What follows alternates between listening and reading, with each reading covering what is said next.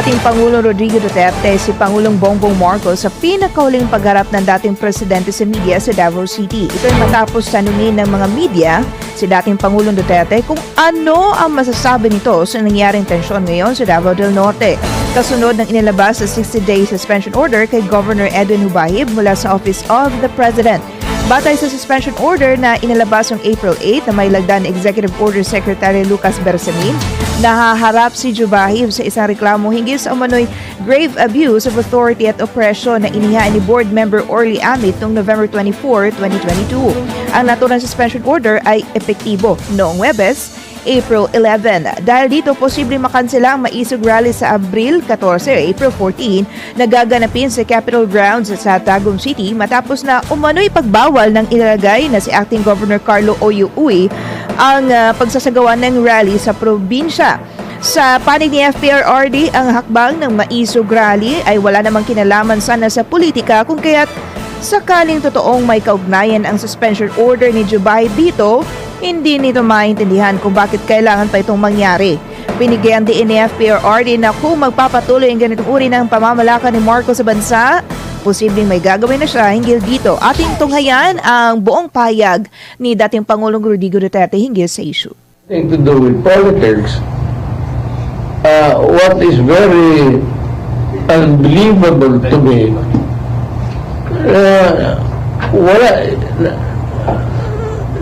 walang notice, wala lahat.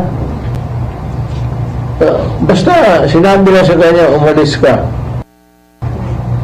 Alam mo, we are drifting into that kind of setup,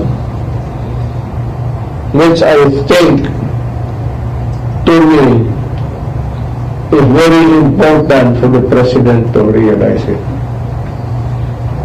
Mr. President,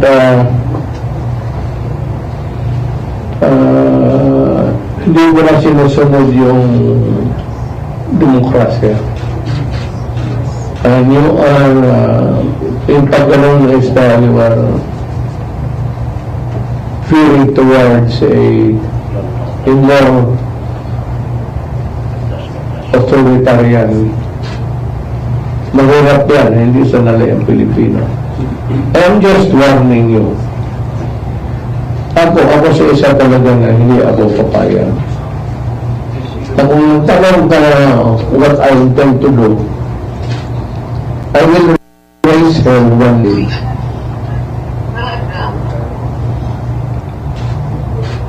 And I will ask the military and the police to join me. Not to force you all to be obvious. We just air our sentiment, but we not to forget that the Philippines is a democratic state. Ito nangyari kay Governor. Basta na lang pinaalam sa kanya na umalis ka. It violates the due process of law. Very important yang no person shall be denied of the equal protection of the Constitution. Tanggalin mo tao ng rason. And you must remember that the governor of North Davao has been elected by the people. Hindi yan trabahante na in-appoint mo tapos tanggalin mo. We have to respect the will of the people of that North Davao. So, respeto naman. So, you are veering dangerously close to being an authoritarian government. Ako sinasabi ko sa iyo kasi hindi ko na gusto kanyang style. Kung wala due process of law, if he had committed the wrong, may masama siyang ginawa, imbestigahin mo. Ano ba yan? ang tinig o ang pahayag ni dating Pangulong Rodrigo Duterte. Davao del Norte Governor Edwin Jubahib hindi bababa sa pwesto sa kabila ng suspension order. Ang detalye ng balita mula kay Brenda Manalo. Iginiit ni Davao del Norte Governor Edwin Jubahib na walang basehan ang preventive suspension na ipinataw sa kanya kaya nanindigan ito hindi bababa sa kanyang pwesto.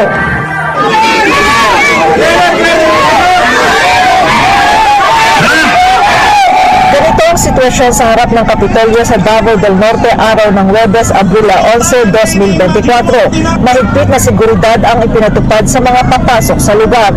May nakaharang ng mga dump truck at bantay sarado ang main building ng Kapitolyo.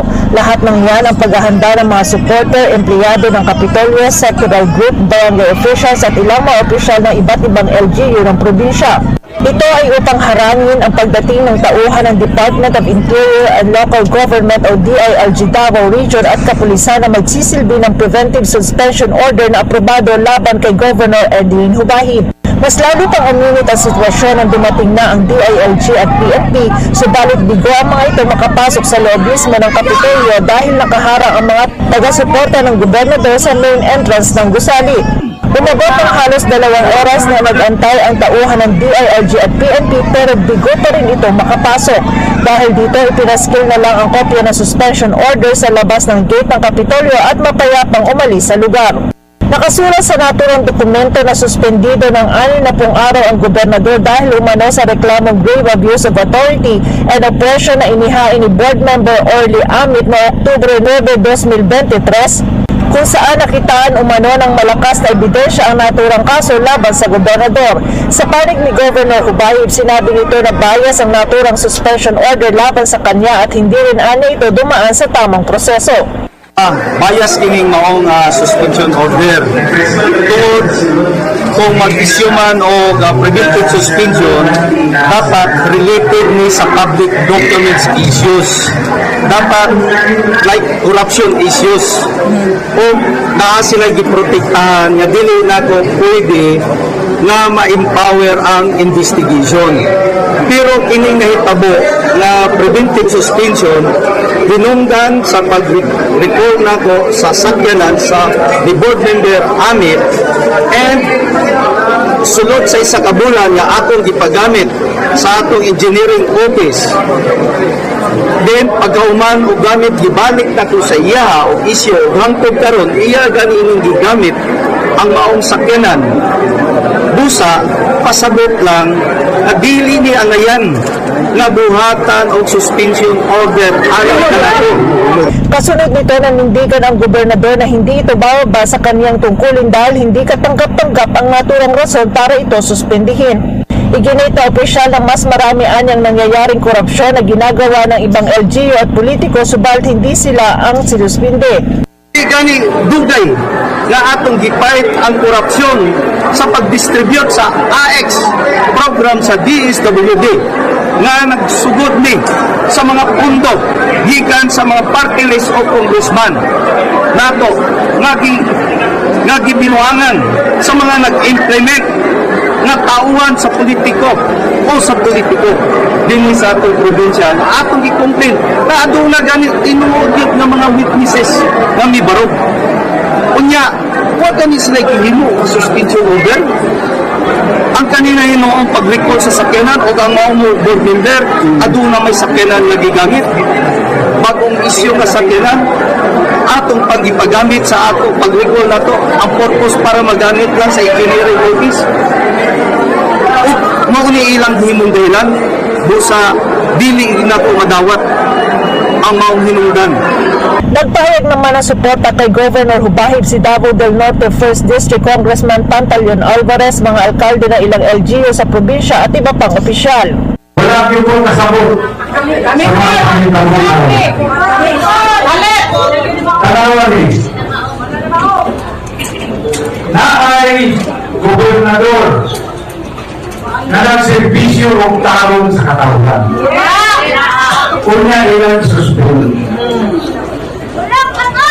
Ang problema nila ni nakita sa ulo dito sa Pilipinas na ang gobernador nahimong balakid sa ilang imuha na mangawat o mamuli sa katawan.